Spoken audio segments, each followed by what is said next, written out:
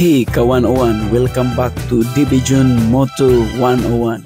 Today, mag-DIY ta og bike wash gamit ang Drop Coin Washing Shop para sa akong Suntis 368G.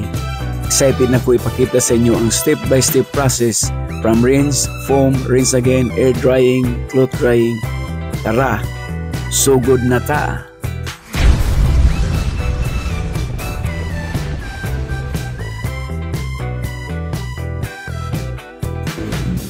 Sa Drop Coin Washing Shop, dali ra kayo magamit. Insert lang nato ang coins, then ready na ang water spray and foam. Importante nga gamito nato ang neutral motorcycle wash liquid or mild soap para dili madaot ang paint o ang rubber parts sa atong bike. First step, i-rinse nato ang bike gamit ang water spray para matangtang ang mga lapok o hugaw na nagtapok. Ayaw kalimot, likay ang electrical parts para dili madaot ang Suntis 368G kay naay mga sensitive parts, so be careful ta ani ha. So sama ani ato lang hinay og spray ang mga parts di nato kay duot ang spray kay kusog baya ang pressure ani. So ilalom especially sa mga underneath, karon ato nang i-turn off ang ato ang water spray ug sunod ato dayong spray ang foam or soap solution. Mao ni ang magatabang para nga malusin ang mga stubborn dirt o grease sa ato ang mga bikes. Diri sa Thailand nowadays is rainy season, so medyo hugaw ang ato ang bike. Ayaw pud kalimti ang ato ang mga ligid o ang mga tapaludo sa ilalom kaya diya usay mag-stuck ang mahugaw. Pero gamay raman ang foam dito para dili na tumapiktuhan ang mga seals o rubber parts sa atong motorcycle. Pagkahuman sa foam,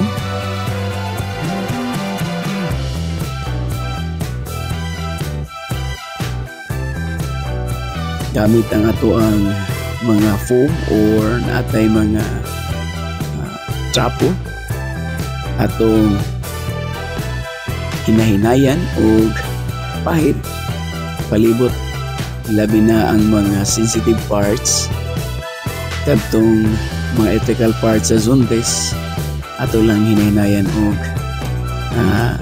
sabon.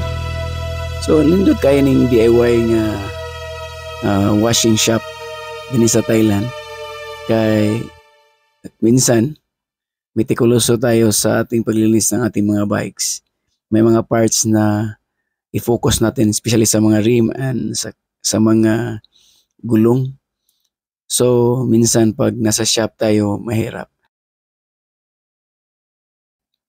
Pagka humatog foam, i-rinse balik ang bike para matangtang ang mga sabon. Siguraduhon nga walay foam nga mabilin kay basin makadaot ni sa paint ug mahimo usab nga water spots, mga watermarks. Ayaw pud diretso sa electrical parts ang spray. Likay-likay lang aron nga dili pud madaot ang ato ang mga bike, especially sa electrical parts. After rinse, pwede na nato i-air dry ang ato ang bike.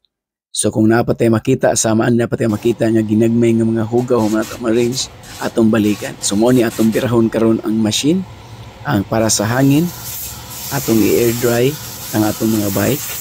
Kung naamoy air blower, mayo po gamiton para ma-blow off ang tubig sa mga lisod nga parts atong mga motor, especially sa electrical parts.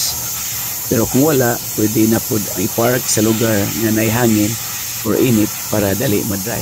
Pero karon atong gamitan siya og hangin aron matanggal kini mga ginagmay nga mga tubig, especially sa mga electrical parts.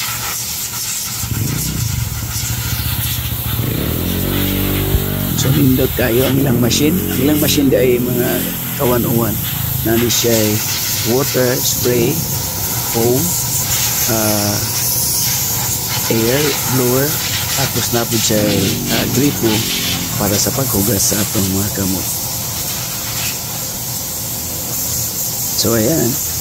So it costs around 30 baht, I think.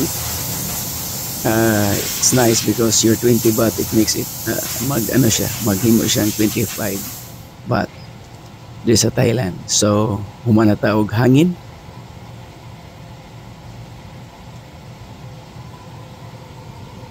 After ana, ato na dayong i-ready ang ato ang trapo. Kunya ato din siyang ginhinayan og trapo aron maugagid ang tanan nga party sa ato ang bike.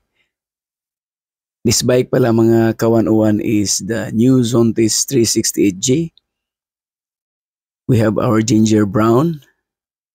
So linis-linis, DIY linis tayo mga kawan-uwan.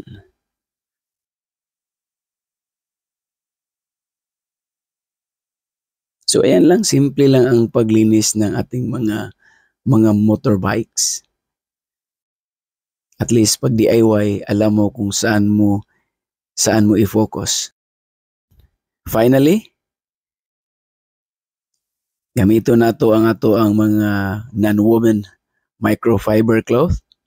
Abrihan nato ang U-box para makuha nato ang pangtrapo. So we use microfiber cloth para i-wipe sa bike. So starting from mga side mirror, nindot man gud ning microfiber kay dili mabilin og ang mga gagmayng balhibo, cloth scraps nga mopilit sa ato ang mga paint. Sa manual sa Zontis, gi-recommend nga gamiton gyud nato para safe ang ato ang surface sa bike. So dapat ang ato ang mga microfiber cloth dapat limpyo po siya. Wala siya mga balas-balas. Mga kawan-uwan, importante nga likay nato ang mga acidic o alkaline soap kay makadaot ni sa paint or sa rubber parts sa Zontis 368G. Also avoid the HPC or high pressure cleaners kay basin mosulod ang tubig sa electrical parts ug makaguba sa tuwang motor. Always use neutral soap and mild detergent. Mga kawan-uwan, mao ni ang akong DIY bike wash gamit ang Drop Coin Washing Shop. Until the next video, don't forget to subscribe our channel DB June 101. Kita kits sa sunod na vlog, ingat mo permi. Peace.